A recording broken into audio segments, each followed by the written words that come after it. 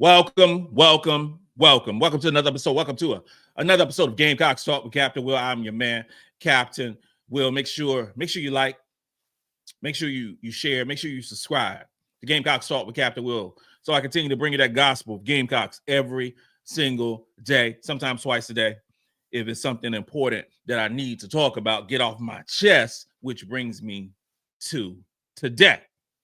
Thank you for tuning in. I appreciate the love. It's a time today. Carolina's playing Georgia tonight at 6:00. But we know when disrespect happens, against the South Carolina women's basketball team, I just have to say it. I have to talk about it. I have to let it out. I have to just release it. So today you have the Naismith National Defensive Player of the Year watch list that was released, which identifies the top 15 defensive players in the country in women's college basketball. Top 15. So it was a whole video, if you will. Whole video. You press the button and it shows, it showed like 3 different screens and it showed like 5 different players and goes on and on. So I see the first 5 players. I was like, okay, bet. Okay. First 5 players, you don't have any Gamecocks, but okay, then go to the next 5. Oh, hold on. You still don't have any South Carolina Gamecocks. And in the last 5, there's no South Carolina women's basketball players, 3-time national champions, that are listed on this list of top 15 defensive players in the country. None, not one, not now one. Nobody was listed.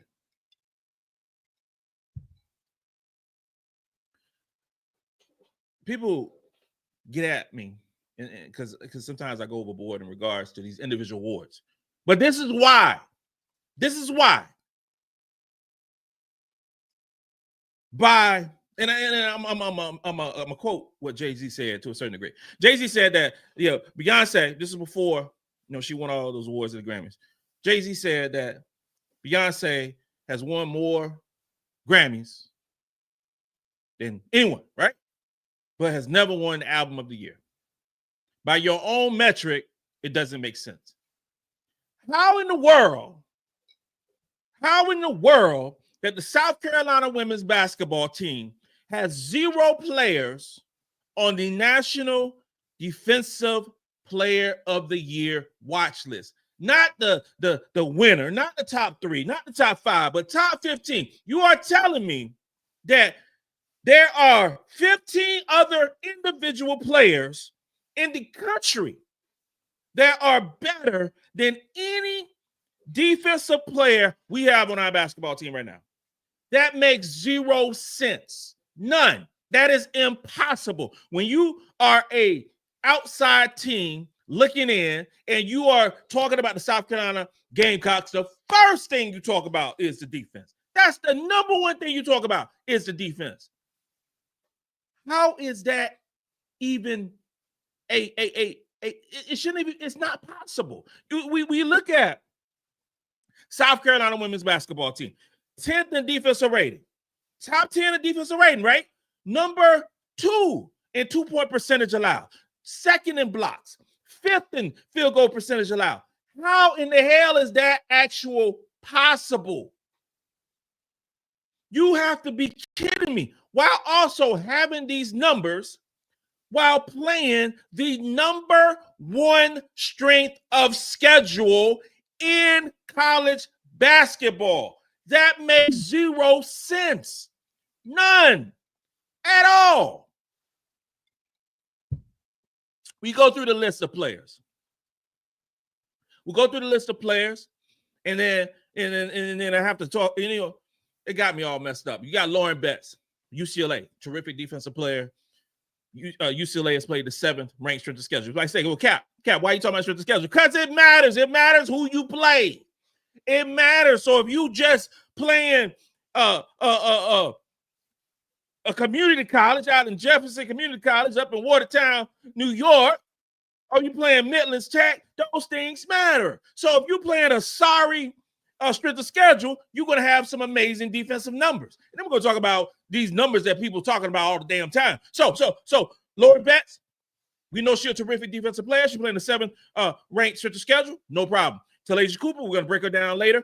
22nd in the country strength of schedule. Rory Harmon, we're going to talk about her from Texas. 15th ranked strength of schedule. No problem with the strength of schedule at all. Hannah Hidalgo, 25th ranked strength of schedule. None at all. Kansas State, Ayoka Lee, 33rd ranked strength of schedule. Southern Cal got 2 players on it.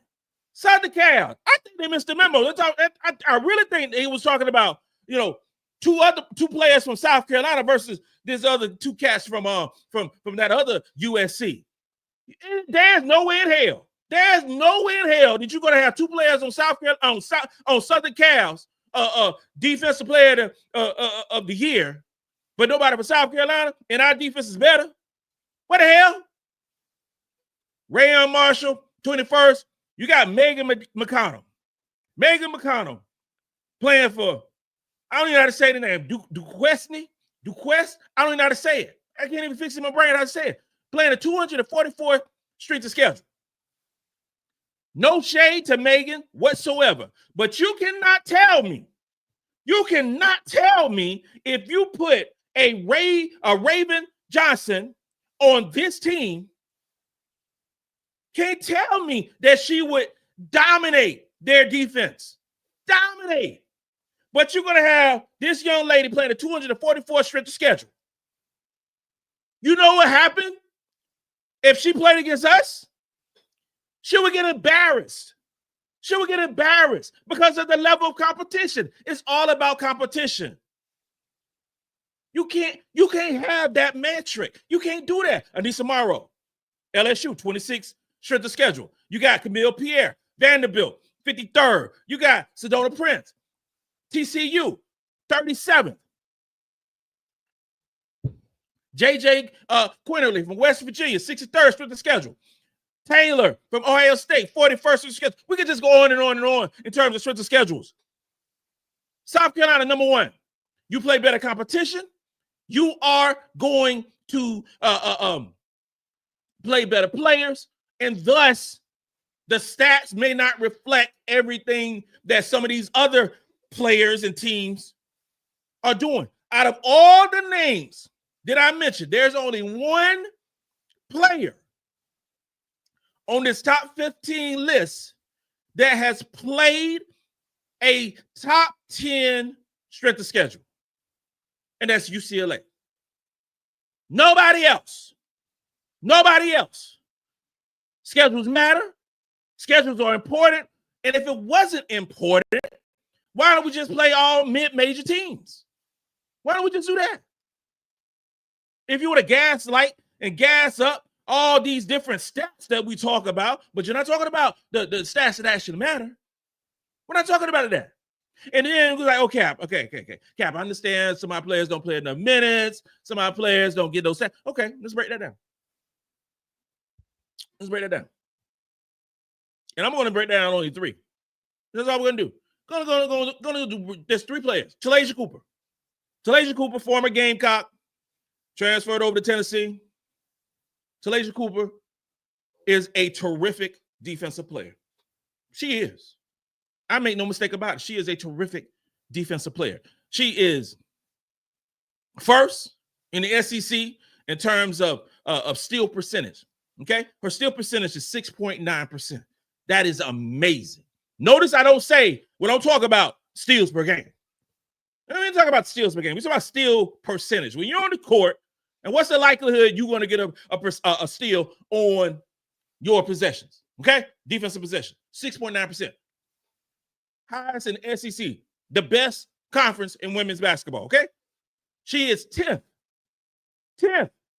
in defensive rating in the conference. Okay? Not number 1, not number 5, not number 7, she's 10th, which is still really good. She is 11th as a 6'1" guard, whatever she is right now. She is 11th in the conference in block percentage at 3.5 That is terrific, especially from a guard.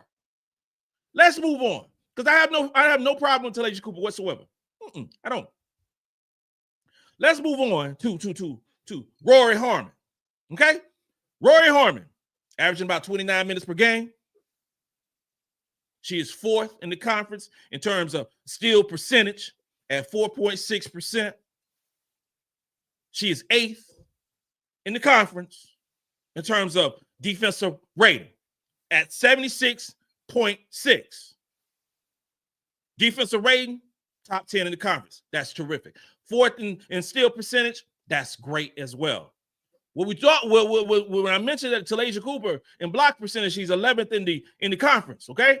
3.5%. Rory Harmon, 0.3%. So if we are looking at, and I'm just looking at the totality of a defensive player. The totality of a defensive player. Steals, of course, that's part of it. That's a fraction of it. Defensive rating, that's part of it. That's a fraction of it. And block percentage, that's part of it too. Because when we mention the Lauren Betts, Sedona Princes, those type players, we're going to talk about their block percentage, those great numbers of blocking shots and all those different things. So in my mind, if you are a basketball player, you also look at the block percentages of everybody. Not a one-dimensional or a two-dimensional type player, but a three-dimensional type defensive player. That is what TaLaysia Cooper is. She will block your shot, and she will steal the basketball, and she has a top 10 defensive rating in the conference. Rory Harmon does not. She is a two-dimensional defensive player. No problem with that, if that's what it is. But we are talking about the top 15 defensive players in the country. In Captain Will's mind, you need to be a three-dimensional defensive player. Let's move on to Hannah Hidalgo. Hannah Hidalgo, sensational player. Sensational player, 35 minutes per basketball game. Have a defensive rating of 77.8. Ladies and gentlemen, the ACC is not as good as the SEC. And we are in conference time. Her defensive rating of 77.8 is lower than TaLaysia, is higher than TaLaysia Cooper's, and is higher than Rory Harmon's. Okay. Now, what sets her apart is all her steals. She has a 6% steal percentage. She's getting you 4.6 steals per game. But you know what that steal percentage is? It is terrific, but it's still lower than TaLaysia Cooper. Lower than TaLaysia Cooper. Her defensive rating is higher than TaLaysia Cooper. Her block percentage, that three-dimensional player that I'm talking about, is 0.3%. 0.3. Hannah Hidalgo, sensational defensive player for steals and for defensive rating. Yeah, she is. Playing a lesser conference as well in the ACC. And then you have those three players, Cooper, Harmon, Hannah Hidalgo. And you know good and damn well I got to talk about Raven Johnson. I have to discuss about Raven Johnson, because are these three players that much better than Raven Johnson? Raven Hollywood Johnson, are they that much better? Where Raven Johnson does not even get a hint, a whiff of the top 15 players in the country. Raven Johnson getting you 25 minutes per play, 25 minutes per game. Raven Johnson is seventh in the conference of the SEC, the number one conference in the country, in defensive rating, 76.9. Ladies and gentlemen, boys and girls, children of all ages, Raven Johnson's defensive rating is lower than TaLaysia Cooper. It is right there with Rory Harmon. Rory Harmon is 76.6. Raven Johnson is 76.9. What sets apart with Texas and South Carolina, South Carolina plays a tougher strength of schedule. So in my mind, that makes it more difficult for Raven Johnson to have a low defensive rating, because you're playing tougher competition, right? Like, oh, snap, Raven Johnson don't get 4 steals per basketball game. She don't like a Hannah Hidalgo. She don't get 3.3 steals per basketball game like a MiLaysia Cooper. She don't get those 2.4 steals per basketball game like a Rory Harmon. You know what Raven Johnson gets? She gets you 4.1%. That's still ninth in the conference. Ninth in the conference in terms of steal percentage. That's still 1.8 steals per basketball game. So she's top 7 in defensive rating in the conference. She's top 9 in steals percentage. And what else would I talk about? I talk about a 3-dimensional defensive player. You talking about steals, you talking about defensive rating, and you are talking about block shots. And you know what Raven Johnson's block shot percentage? 2.3%. Block shot percentage for a 5'9" guard. I'm not quite sure how to help you with that. See, I got her messed up too. She just talking. She don't even know what she's talking about. It just doesn't make any sense. Raven Johnson ain't listed on the top 15, but she has a better defensive rating of Hannah Hidalgo. She has a better block percentage than Rory Harmon and Hannah Hidalgo. She is not getting the credit that she deserves, and it irritates the hell out of me. It really do. I don't understand how our South Carolina women's basketball team, how our team, known as one of the best defensive teams in the country, don't have one player, one in the defensive player of the year watch list. It makes no sense. And to have 2 players from Southern Cal and 0 from South Carolina is an atrocity. It is it's stupid. It's just stupid. I don't even know how to say it. It makes no sense. It's idiotic. It makes no sense whatsoever. I ain't gonna talk about MiLaysia Fulwiley, who's been doing work on the defensive end. I'm not gonna discuss that. I'm not gonna talk about Chloe Kitts been playing hellified defense. I'm not gonna talk about Sania Feagin, who's been doing the same. Bree Hall, because when we line up, when the ball is tipped, you know what's gonna happen. Opposing teams, you know what's gonna happen. Tennessee, you know what's gonna happen. You know what's going to happen. We got Texas on Sunday. You know what's going to happen. Kansas State's and Lord, if we play Southern Cal in the NCAA tournament, that would make my year. I can't stand the disrespect that goes on with our ladies. I can't. It messes up my brain when you have a way to fix that stuff. You can't tell me Camille Pierre is a better defensive player than anybody on our basketball team. You can't tell me that. For Vanderbilt, you cannot say that with your straight face. Nobody can say that to a Cam Will and say that, okay, this young lady is better than Raven, MiLaysia, Chloe, Sania, or Bree Hall. You cannot tell me that. It is impossible. You have to show me. You have to show me line by line, frame by frame. Why is this player better than Raven Johnson? Why? Tell me that. Because you got to help me. And I'm only talking about guards. I ain't talking about bigs. And you can't tell me that. You cannot tell me when Raven Johnson lines up against a perimeter player, any perimeter player in the country, there's some fear in their heart. You can't tell me that. It is crazy. This is, boy. Oh, it's too early for this. I got another live show after the game tonight. We got Georgia in about 3 hours. Let me settle down, get my mind right. But this stuff right here is dumb. It's stupid. It's stupid. It makes no sense. And the disrespect our girls are getting from the national media and whoever voted for these dumbass awards makes me sick. It makes me sick. This concludes another episode of Gamecocks Talk with Captain Will. I'm your man, Captain Will. Make sure you like, make sure you share, make sure you subscribe to Gamecocks Talk with Captain Will so I continue to bring that gospel That gospel Gamecocks every single day. You now rocking with the best. You are now rocking with the best. And since you're rocking with the best, come ride with your man, Captain Will. Let's go.